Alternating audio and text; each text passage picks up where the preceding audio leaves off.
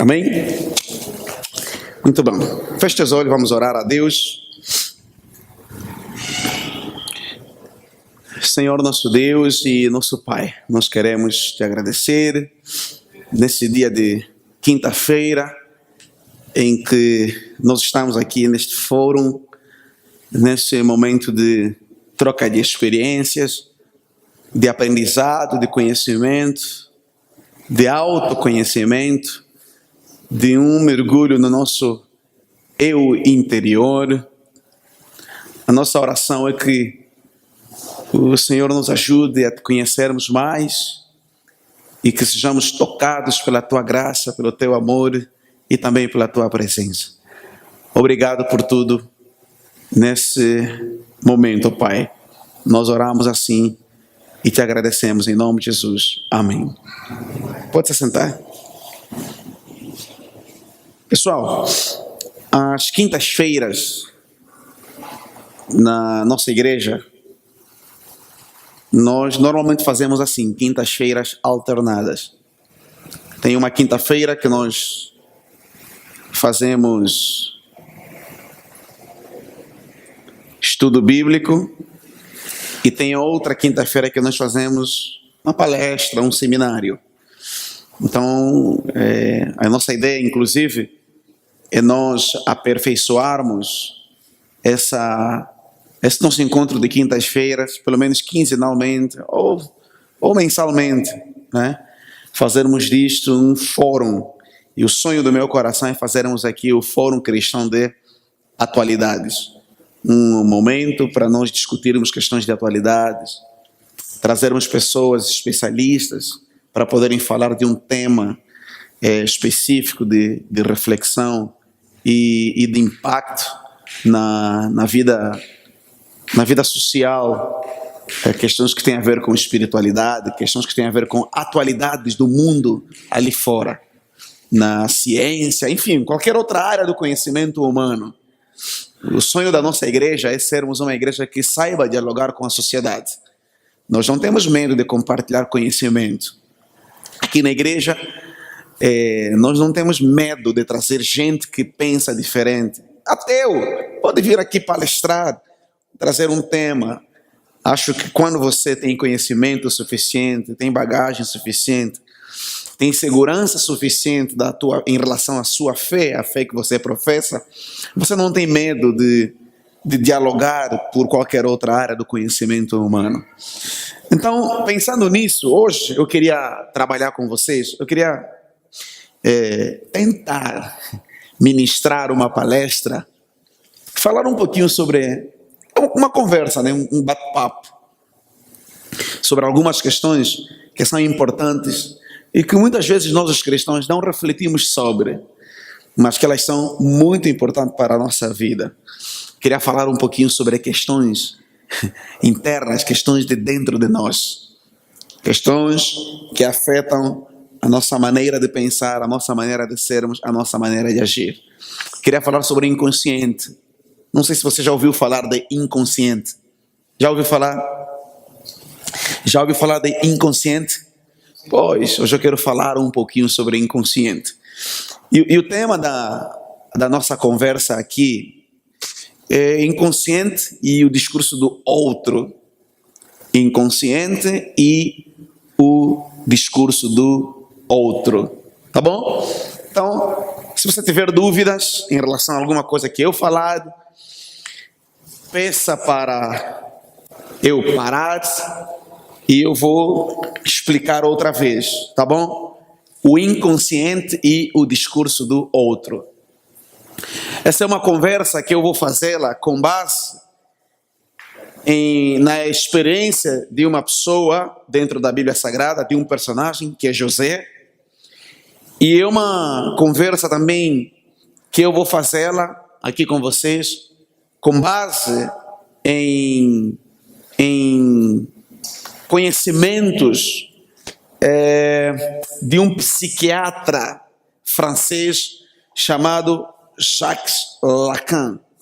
Lacan foi um psiquiatra, médico francês, viveu nasceu em Paris, nasceu no ano de 1901 e morreu no ano de 1981.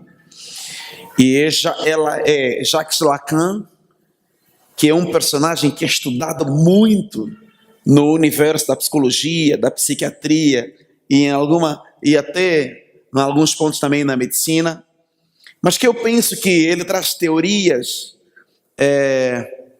do inconsciente que eu acho que nos ajudam um pouquinho, nós como cristãos, a conversarmos, a discutirmos algumas questões. Amém? Então eu acho muito interessante. Conforme eu disse, a minha fala ela vai se cingir em dois aspectos. Vamos analisar um pouquinho a história e a vida de José, que é um personagem bíblico, que todos nós o conhecemos. E vamos então analisar as teorias de Lacan aplicadas na vida de José e como é que as teorias de Jacques Lacan podem ser aplicadas também no nosso dia a dia para nos ajudar a construirmos uma espiritualidade que seja saudável, uma vida espiritual, emocional, psicológica que seja saudável. Por que eu falo isso? Saudável. Olha, veja, nós que estamos aqui, se você parar para pensar, eu não sei se você pensa sobre essas questões. Nós vivemos um período de mais de quase 30 anos de guerra. Tá? Quase 30 anos de guerra. Então, vocês que estão aqui, nós que estamos aqui, nascemos já no período pós-guerra. Aqui ninguém tem 40 anos. Nascemos no período pós-guerra. E quer você queira, quer você não queira, mas você foi muito afetado por experiências que aconteceram lá atrás. E não necessariamente experiências que terão acontecido contigo, mas experiências que terão acontecido com os teus pais. Então, pare para pensar. Hoje, no nosso país, nós temos muitos problemas. Adolescentes, jovens, que têm milhares e milhares de problemas. Eu observo muito.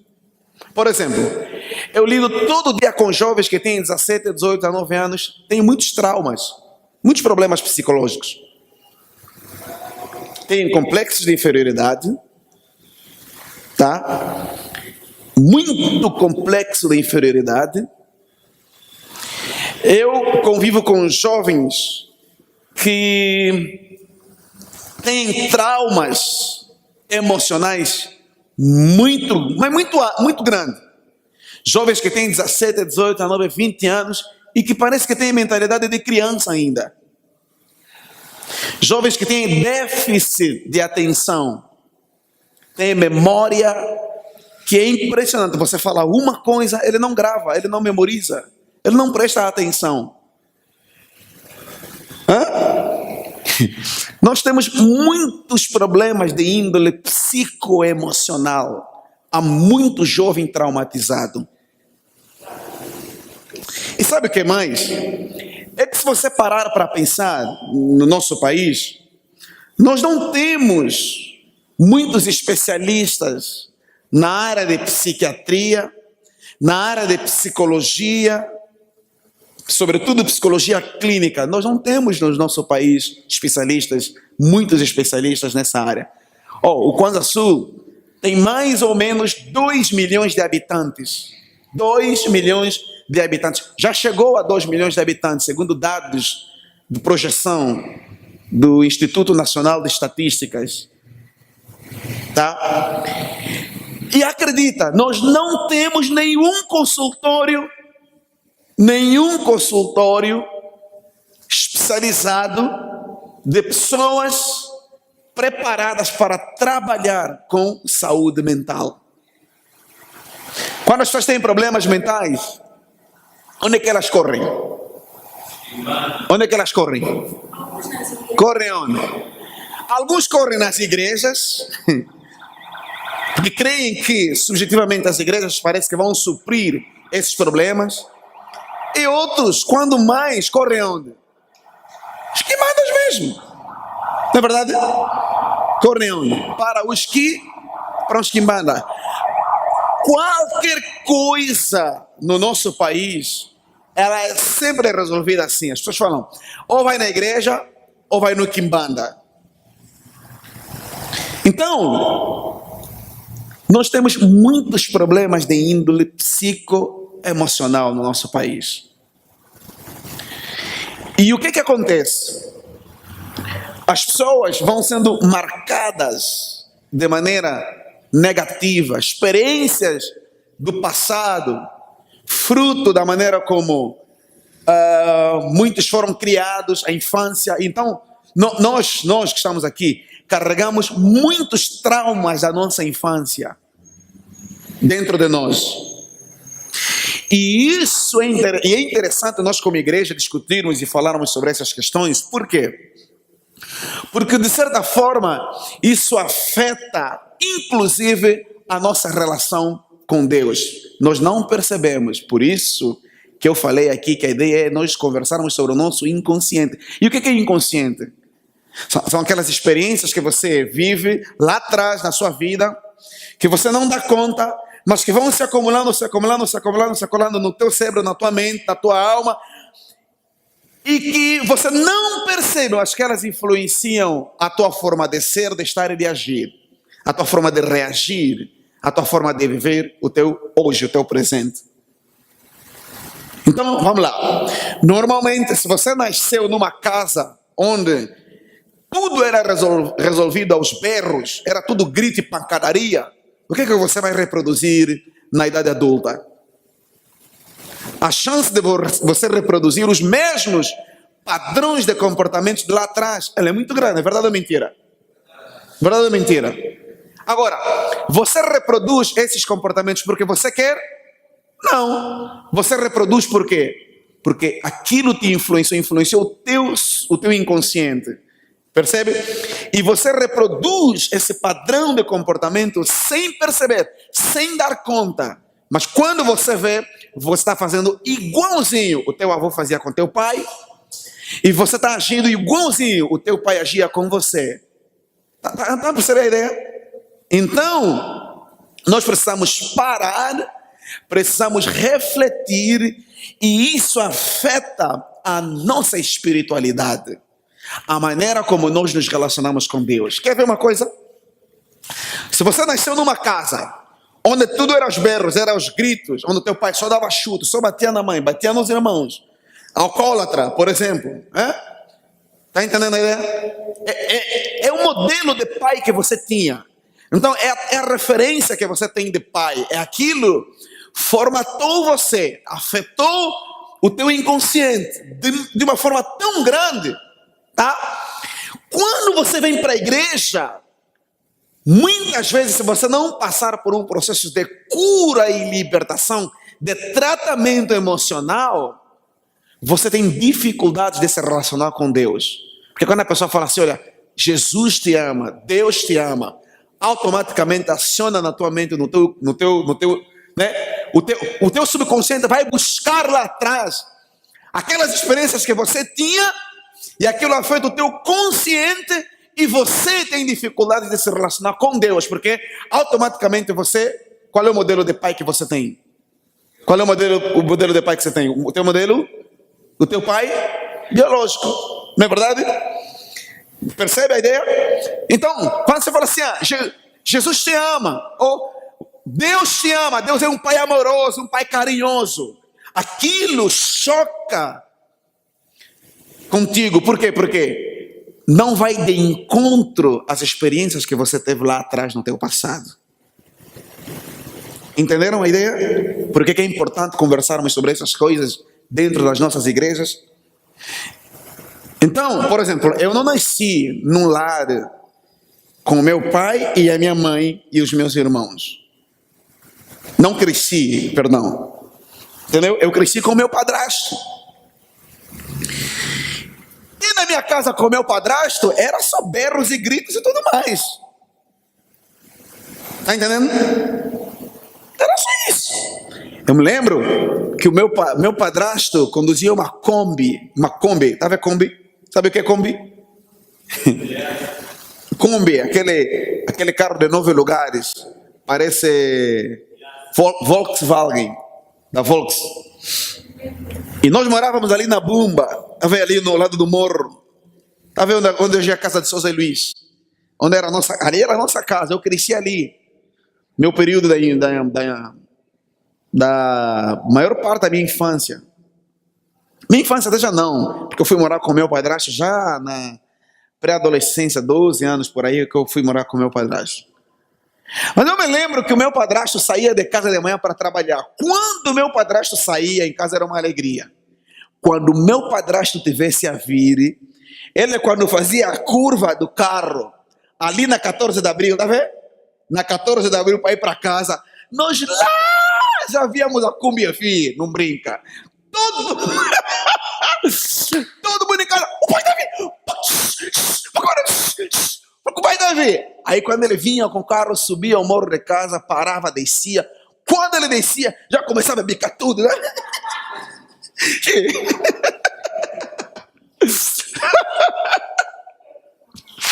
Essa porcaria tá aqui por quê?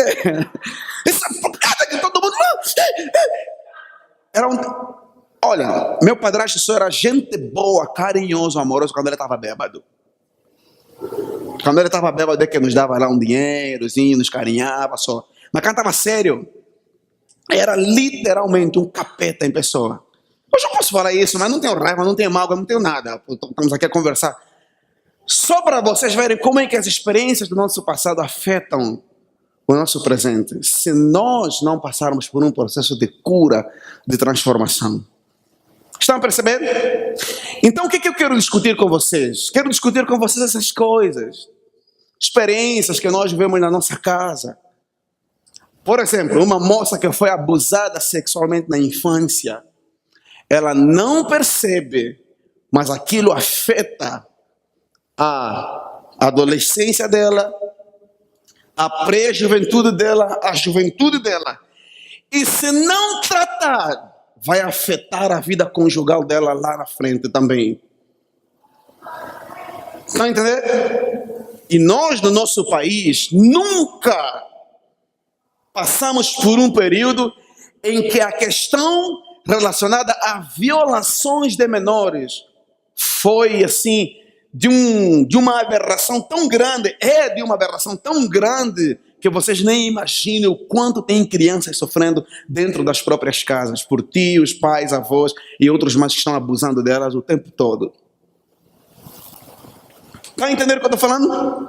Aquilo vai produzindo na mente dela uma revolta tão grande na mente, no coração da criança, que quando ela chegar na juventude, ela vai ficar alguém retraída, com traumas, com problemas, não é? É alguém com distorções no humor, tá? E nós não percebemos, e muitas vezes nós não sabemos lidar com as pessoas, porque você, olha, presta atenção, eu vou dizer uma coisa, cuidado ao lidar com as pessoas, tá? Porque você nunca sabe o passado delas. Você não sabe o que as pessoas passaram, o que as pessoas viveram. Você só vê as pessoas assim no dia a dia, mas você não sabe quem de fato elas são. E o que elas são é aquilo que elas viveram, desde o momento que elas nasceram até o dia que você as conhece, assim, tal como elas são, tal como elas se apresentam para você. Tá entendendo? Eu tenho 37 anos de história. Você me conheceu ontem. Só que você tem que entender, o que está aqui é isso que você está vendo, mas por dentro existe 37 anos de história. Amém? Está entendendo o que eu estou falando? Eu conheci você aqui na igreja, você veio, de repente, pastor, mas eu não sei quem é você. Porque por detrás desse personagem que você apresenta aqui, existem muitos anos de história. Então temos que tomar cuidado ao lidarmos uns com os outros.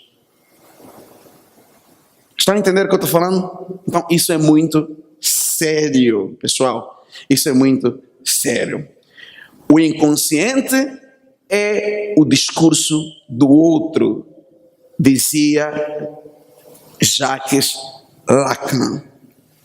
Então vamos lá. O que nós temos aqui do ponto de vista de psicanálise, ou do ponto de vista de psicologia, psicanálise? Em 1807, preste bastante atenção. Maninho, preste atenção. Em 1807, o filósofo alemão chamado Georg Hegel, afirmou que a consciência de si depende da presença do outro. A consciência de si depende da consciência do outro. Em outras palavras, aquilo que eu sou é uma construção do que o outro também é. Estão a perceber? Estão a perceber? A consciência de mim, eu, depende também da consciência do outro. Isso é Hegel que dizia isso. Em 1818, um outro filósofo alemão chamado Arthur Schopenhauer afirmou que não pode haver objeto sem o sujeito que o descreve ou que o observe. E essa percepção do objeto é limitada pela visão da experiência das pessoas. Por exemplo, eu olho para o maninho. Para mim, o que é o maninho? O maninho é o objeto, eu sou o sujeito. Eu olho para o maninho, como é que eu descrevo o maninho? Eu descrevo o maninho é a construção das experiências que ele viveu ao longo da vida dele. Amém? O maninho é o que o pai dele foi, por isso que ele tem nome do pai dele. Por isso que ele tem nome da mãe dele. Depois, o maninho tem os irmãos dele, que vêm por trás, e assim por diante. O maninho tem um filho dele. Tá percebendo a ideia? Então, tudo isso forma um conjunto que a gente chama nós, eu, você, outro. Tá? Em 1890, surgiu um outro pensador chamado William James.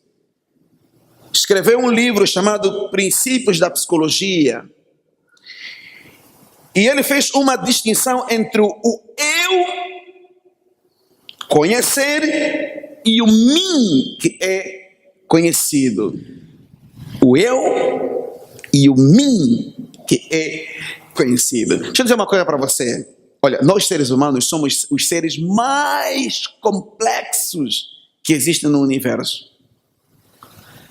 Somos os seres mais completos que existem no universo. Vou dar um exemplo. Eu não sei se você já viu televisão ou gosta de ver na televisão. Às vezes nós ficamos assim, abismados por ver como é que o ser humano muda de uma hora para outra o nosso padrão de comportamento.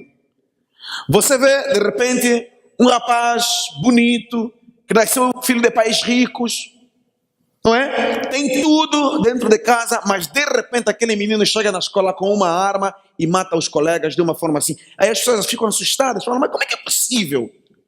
Já viu na televisão? Quantos e quantos exemplos nós vemos na televisão, na mídia? Mas como é que é possível um rapaz que tem tudo? Pais ricos, não é? Quem fala de criança, para mim pode falar de adulto. Outro dia vimos aí na televisão, essa semana, um policial da PIRI, Polícia de Intervenção Rápida em Cabinda, foi condenado a 23 anos de cadeia por ter pego da sua arma e matado uma colega de quartel, colega que comem junto, que trabalham junto, colega de arma. Como que pode uma coisa dessa? Tem explicação racional um comportamento desse? Não tem. Tem explicação racional? É algo que a gente pode descrever assim para a gente compreender um padrão, um tipo de comportamento dessa natureza? Não tem. Amém? Mas nós somos seres muito complexos. Você conhece alguém todo bonzinho? Cuidado. Às vezes, aquela pessoa não é necessariamente aquilo que você vê, aquilo que você conhece. Está entendendo a ideia? Então temos que analisar. E isso até é importante, sobretudo nos relacionamentos. Jovens que vão casar, se encontraram, se apaixonam. Meu amorzinho, meu benzinho daqui. Mas você nem sabe de facto quem é a pessoa. Você não conhece a história dela, não sabe os traumas, não sabe as experiências que ela teve lá no passado. De repente casam. Mametue. Lá em casa depois, só o Bagdá que se torna. Lá vira uma Síria. Só a Síria que lá em casa se torna. Tá entendendo? Então, muito cuidado.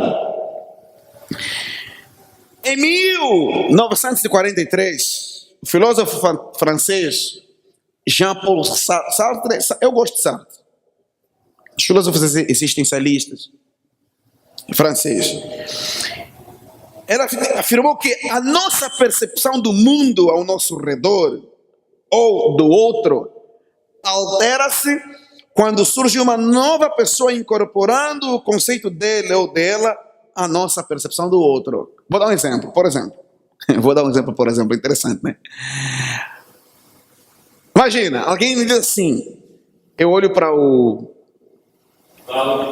Cláudio, vou convivendo com o outro, vou construindo uma imagem de quem é o Cláudio, Tá entendendo? De repente chega o Avelino, e o Avelino diz assim, pastor, olha, o Cláudio é assim, é aquilo outro. Aí o que eu faço? Com base no que o Avelino me diz sobre o Cláudio, eu construo uma imagem de quem é o Cláudio. Entenderam a ideia? Então, isso é muito interessante nas relações humanas. Tá? Estamos sempre construindo conceitos, percepções e assim por diante. Então, olha só, o que Lacan diz em relação ao discurso, o inconsciente, em relação ao discurso como o inconsciente do outro? Ele diz assim, o outro é aquilo que fica além das fronteiras de nós mesmos. O outro é aquilo que fica além das fronteiras de nós mesmos. Tudo que perpassa o teu próprio eu, ele diz que isso se chama outro. Então, o outro é o quê? O outro é tudo aquilo que não é algo que esteja dentro de mim. Tudo aquilo que não é consciente em relação a mim. E ele diz assim, é pela experiência do outro que definimos e nos redefinimos a nós mesmos. Preste muita atenção. Nenhum de nós é uma ilha. Está a perceber? Não se engane, nenhum de nós é uma ilha. Nenhum de nós existe por si mesmo. No livro que eu ganhei do meu professor na faculdade de Direito, lá no doutoramento em Portugal, Dr. Diogo de Leite Campos, um livro muito bom, chama-se Relações de Associações. Ele fala isso mesmo, nenhum homem é uma ilha. Ninguém existe por si próprio. Quando você encontra alguém que fala assim, porque isso, porque eu não sei o que lá. Para, coitado. Por quê? Porque o que você é, atenção, o que você é fruto de uma construção daquilo que os outros foram. É por isso que você carrega dentro de você as marcas do teu pai. O DNA do teu pai. Para início de conversa, você é parecido com teu pai e tua mãe, verdade ou não? Verdade ou não? Para início de conversa, você já sai com alguns tiques. Olha, eu tenho marcas no meu pé aqui, que a minha mãe também tem. Eu tenho uma marca aqui no meu pé, que a minha mãe também tem. Então não tem como negar que eu não sou filho da dona Cristina Teresa. Não tem como. Está entendendo? Então, o que você é fruto daquilo que os outros já foram ou são. É por isso que nós carregamos dentro de nós DNAs de outros. Tá? E isso é claramente perceptível em quase tudo da nossa vida. Por exemplo, você quer ser pastor. Você não é o primeiro, nem o segundo e nem o último pastor que já existiu na face da terra. Verdade ou não? Já existiram outros pastores também. Amém? Para quem é professor, não é o primeiro, já existiu outros. Eu quero ser piloto. Em algum lugar você foi buscar essa referência de ser piloto. Porque talvez você viu alguém, ou viu um filme, ou porque você nasceu com paixão para a aviação, mas outros também já fizeram isso. Aliás, para você gostar de avião é porque alguém fez o avião, não é verdade? Se alguém não fabricasse o avião, como você iria gostar de avião? Porque eu gosto de futebol. Mas alguém inventou a bola. E se você gosta de futebol, é porque você viu outros já jogarem futebol e aquilo influenciou você, moldou você ao ponto de você decidir ser aquilo que os outros já são ou foram. Então, nenhum de nós é uma ilha. Nós não existimos de maneira isolada na natureza. Eu sempre quis ser jurista, sempre quis ser advogado e pastor. Era o sonho meu quando eu estava assim, como Cláudio, me convertendo. Já falei para vocês que eu sou convertido, vai fazer 20 anos que eu sou convertido.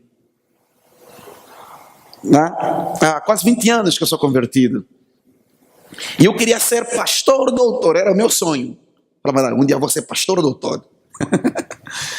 Mas por quê? Porque eu observava os outros.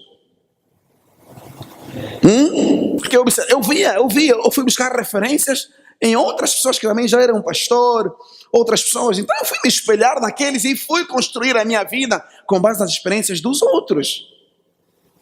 Está entendendo? Então, de facto, Jacques Lacan está certo quando ele diz assim: é pela existência do outro que definimos e redefinimos a nós mesmos. Amém? Entendemos o mundo por meio da linguagem, por meio do discurso do outro. É o que os outros falam, é o que os outros são, é o que os outros já foram. Amém, amados? Olha, até referências para o mal no mundo existem muitas. Não é verdade? Por exemplo, quando a gente fala assim, em grau de perversidade, quem é o ser humano mais perverso que você acha que já passou pela humanidade? Hitler, olha aí, Hitler. Só o nazismo terá dado cabo de aproximadamente 70 milhões de seres humanos. Segundo dados, num período de menos de 20 anos. Como que pode alguém criar um sistema tão perverso, tão maligno, e defraudar tanto a alma humana, o coração humano? Como que pode? Está vendo? Até para o mal existem referências. Então, se você quiser ser mal, tens uma pessoa para se espelhar. Hitler talvez seja um bom exemplo para você.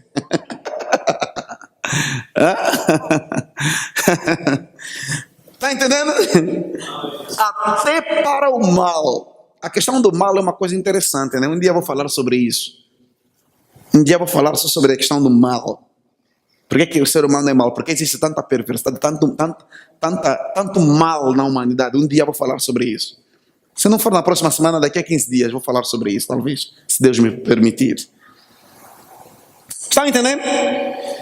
Então, é a linguagem. Diga, minha querida. Sim.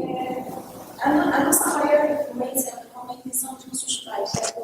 Eles, eu vejo assim, eles são como nossos Deus na família. E quando esses pais nos passam assim, mal impressão, e a pessoa, eu já vi pessoas que vivem de uma família não muito assim reta, mas essa pessoa não tirou nada daquilo. Como é que as pessoas, mesmo vivendo nesse meio, não conseguem, não admitem se influenciar? Qual é o segredo? Porque normalmente a pessoa é influenciada por aquilo. Certo. Boa pergunta que ela fez. Eu nasci numa família perversa, mas eu me tornei alguém super bom, que não tem nada a ver com aquilo que os meus pais fizeram, foram, não tem nada a ver com aquelas influências. Está entendendo a ideia? Entendendo o questionamento dela? Ótimo, perfeito, maravilha. Mas aí tem uma outra questão que a gente tem que discutir também, que a filosofia ensina, que é a questão existencialista. Veja, uma das coisas mais brilhantes que tem no ser humano é justamente isso mesmo que acabaste de falar. Apesar de eu ser alguém que eu sou um produto de influência daquilo que os outros são, porque nenhum de nós é uma ilha, mas não significa dizer que eu sou aquilo que o meio diz que eu tenho que ser, porque eu carrego dentro de mim a autoconsciência, a capacidade de decidir, a capacidade de ser eu mesmo. Do ponto de vista existencialista, você ainda tem o controle das decisões da sua vida. Você ainda decide ser aquilo que você acha que você quer ser. Ainda você tem esse poder. Amém? Você ainda tem. Por isso que Deus acredita em nós. Senão o ser humano estaria o quê? Totalmente perdido no pecado. Olha, Deus ainda... E eu acho interessante que isso ainda é uma marca. Ver que o ser humano não percebe, né? Isso ainda, na minha percepção, é uma marca de que, de fato, apesar de o ser humano ser produto da queda, porque todos nós nascemos em pecado, de acordo com Romanos 3:23, está entendendo?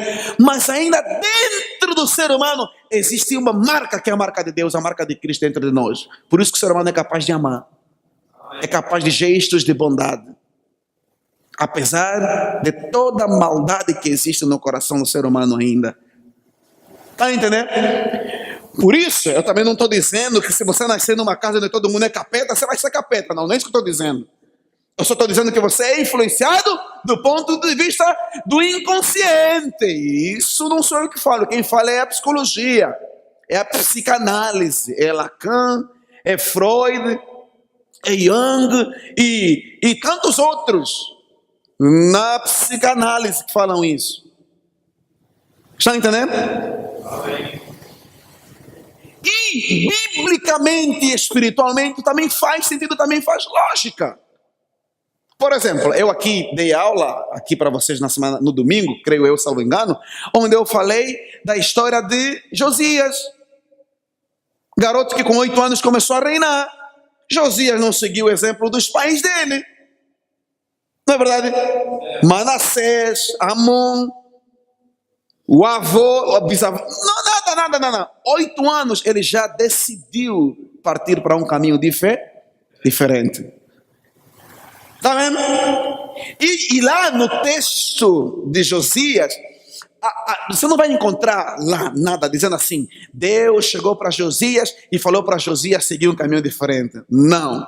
Está escrito lá que ele decidiu seguir, não andar no caminho dos seus pais, decidiu andar num caminho diferente.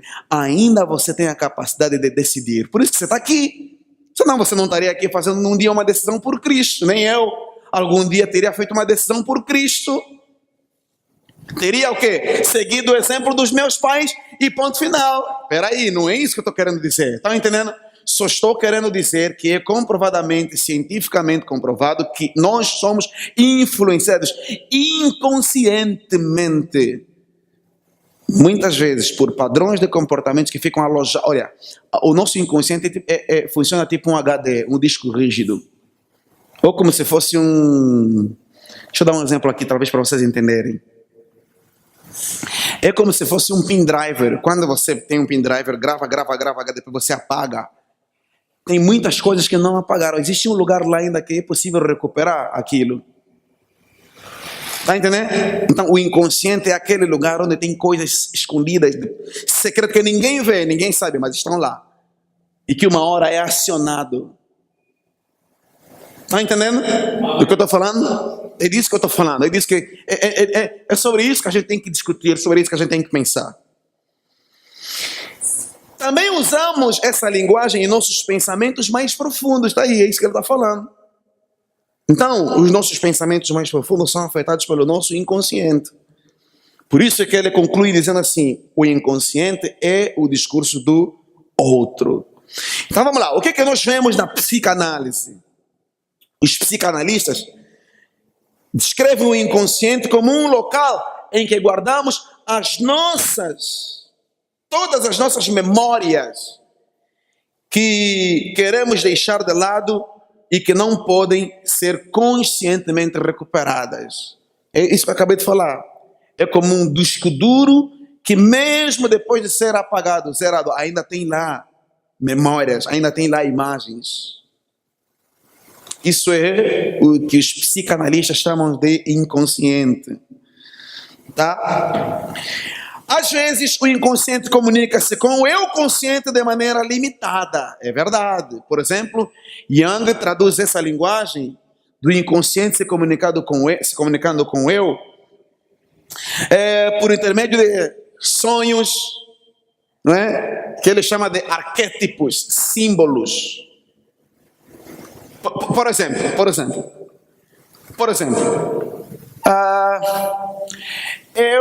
olha só como é que é interessante isso, como é que isso nos afeta. Eu não cresci com meu pai. Então, Nelson Gustavo, nunca recebi um abraço de um pai falando assim, eu te amo, filho. Nunca. Nunca recebi um presente do meu pai, dizendo assim, por exemplo, dia do Natal, né? Eu recebi um presente do meu pai. Não. Nunca. Tá entendendo a ideia? Então, há um vazio na minha alma. Há um vazio na minha alma. Quando eu cresci com essa limitação. Tá entendendo? Essa limitação. Que é esse construto, essa referência de um pai. Mas tem uma coisa que aconteceu comigo na minha experiência de conversão. Quando eu me converti, e eu comecei a ouvir que Deus me amava, eu comecei a encarar Deus, o meu relacionamento, eu transferi para Deus, e eu não sei se isso foi de maneira consciente ou inconsciente, mas a verdade é que eu transferi para Deus aquela imagem de pai que eu nunca tive. Então, hoje quando eu me relaciono com Deus, eu me relaciono com Deus como um pai que eu nunca tive mesmo, que me ama, que cuida de mim. Mas ainda assim, é tudo muito subjetivo, porque o relacionamento que eu tenho com Deus é um relacionamento baseado na minha experiência de fé, conversão. Mas não é algo assim, tá perceptível, palpável. De abraçar, de ir junto, ir para a praia com teu pai. Não tive essa experiência. Não foi algo que eu vivi, tá entendendo? E provavelmente você também deve ter passado por experiências em alguma área da sua vida nessa perspectiva, que você tem que tomar cuidado para isso não afetar o teu eu consciente hoje, nos dias de hoje. Tá entendendo? E é por isso que muitos pais, por exemplo, o risco disso tudo qual é? É um dia eu ter um filho e eu transferir para o meu filho todas aquelas experiências que eu não tive com o meu pai, jogar para o meu filho. Tá entendendo a ideia? Tá entendendo a ideia? Jogar para o meu filho. E eu querer ser um pai que eu nunca tive para o meu filho, mas não porque eu tenho que ser um pai bom, não, é porque eu transfiro aquilo para o meu filho. Olha, cuidado, há muitas experiências de foro psicológico e emocional que são assim, por isso que eu falei que o ser humano é complexo demais. Você é complicado, fica já sabendo. Amém? Temos que tomar cuidado. Você é complicado. Nós somos complicados demais. Complexos, talvez a palavra mais certa seja essa. Complexos demais. Está entendendo, pessoal? Então, muito cuidado. Por exemplo, Jung acreditava que o inconsciente apresentava-se ao eu, desperto por intermédio de sonhos, dos símbolos e da linguagem dos arquétipos. Por exemplo, Jung dizia o seguinte: nós construímos arquétipos dentro de nós, imagens dentro do nosso inconsciente. Tá? E ele traduz essas imagens dentro do nosso inconsciente de uma maneira muito presente. Assim, ele fala que isso é visível ao longo da história na literatura universal. Por exemplo, e os Estados Unidos, por conta dessa visão mais capitalista da vida e do mundo, fizeram isso de uma forma inteligente, interessante. Nenhum país criou mais heróis do que os Estados Unidos, verdade ou não? Todos os heróis que você conhece, heróis em quadrinhos, são todos criados na cultura americana. Super-Homem, não é verdade? Quem criou o Super-Homem? A ideia de Super-Homem, quem é o Super-Homem? Aquele cara que... Não é verdade? Quem criou o Super-Homem? Só que eu acho muito inteligente, né? Porque os camaradas, quando criaram esses personagens, não criaram esses personagens totalmente fora da dimensão humana, não. Eles criaram esses personagens, esses heróis, mas deixaram lá uma pitada humana. Por exemplo, o Super-Homem é Super-Homem, agarra prédio, e trava o mar, e faz girar a terra. Mas tem uma coisa que ele fragiliza, que é aquele coisa verde. Como que chama? Aquele negócio verde. Ele não pode ficar perto daquilo. Hã? Kryptonita ou kryptonia, sei lá. Vocês nem lembram, né? Não gostam de ver desenho nem nada, né? Kryptonita ou kryptonita, sei lá. É uma forma de lembrar que ainda tem algo de nós com cada um de nós nos identifica. Interessante isso na literatura. Por exemplo, quem fala Capitão América, Batman, Mulher Maravilha e tantos outros heróis em quadrinho. Tudo isso é uma forma de quê? É uma forma de transferir esses arquétipos que não existem na realidade, mas no imaginário do ser humano eles existem. Então, vamos falar na vida prática. Por exemplo, o marido perfeito. Existe? Você é louco. A mulher perfeita existe? A mulher mais linda do mundo existe? O homem mais bonito do mundo existe? Só na tua cabeça.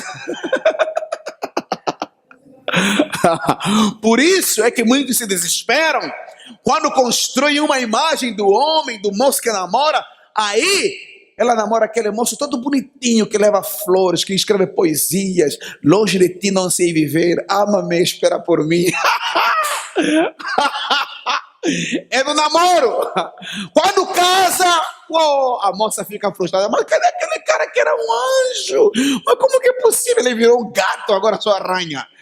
Você é tonta, ele sempre foi assim, sempre era aquele. Você que pensou que ele era o cara. Não é nada, é uma imagem que você construiu. Tá vendo? Tá vendo? Não, é Jung que fala isso. Nós construímos isso por meio de arquétipos, sonhos e tudo mais. Freud fala a mesma coisa também. Bom, Freud é o pai da psicanálise, né, pessoal? Freud é o cara nessa matéria. Freud é a mesma coisa. O ser humano expressa-se por meio de comportamento motivacional e por meio de sonhos, atos falhos e lapsos de linguagens acidentais. Uma coisa, é só cada um descreve de uma forma, outro descreve de outra maneira.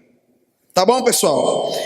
Então, o que nós temos que tomar cuidado? Qual é o cuidado que nós temos que tomar? Tudo isso para falarmos do inconsciente, né? Como o discurso do outro. Tudo isso, pessoal, é para nós pararmos e analisarmos e pensarmos que nós temos que tomar cuidado. E no nosso dia a dia, na nossa vivência, na nossa experiência humana diária, nunca, jamais podemos nos esquecer que existe o outro. E o outro, pessoal, na verdade, não é o outro. O outro é uma extensão daquilo que você é. Embora Lacan tenha dito o outro é tudo aquilo que existe fora de si, mas na verdade, nada existe fora de si. Agora, usando já uma linguagem bíblica. Porque diante de Deus não existe Cláudio, não existe Maninho, não existe seres humanos. Todos nós somos filhos. E o Pai nos ama da mesma maneira. A ideia da igualdade, o princípio da igualdade, que hoje é presente, inclusive, na Declaração Universal dos Direitos Humanos, é um princípio que foi buscado do cristianismo, da Bíblia Sagrada. Não se esqueça de que a cultura ocidental é uma cultura que ela foi construída, tem por baixo, tem por substrato, toda uma cultura judaico-cristã. A cultura ocidental, ela é judaico-cristã. Por mais que nós não aceitemos, a Bíblia Sagrada sempre jogou uma influência muito grande na cultura ocidental. Por isso, quando nós falamos que todos nós somos iguais, Nós não estamos mais fazendo nada mais, nada menos do que recorrendo àquilo que a Bíblia Sagrada diz, por intermédio do apóstolo Paulo. Não há grego, não há judeu, todos nós somos um só, Pai de todos. Isso é bíblico, verdade ou não? Ou você acha que quando Deus nos olha assim, não, você é angolano? Não, angolano, só vou dar $100 por dia, por mês. Americano, não, americano é mais bonito, é filho querido, vou dar $5.000 de renda per capita. Você acha que Deus faz isso? Hã?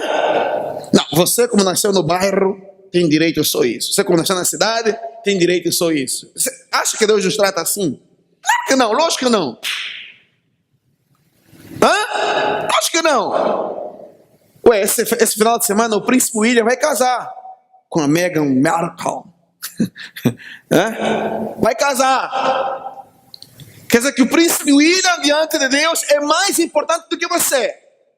Só porque ele é príncipe, neto da rainha Isabel II da Inglaterra. Acha isso? O Corandu é mais importante do que você. Acha isso?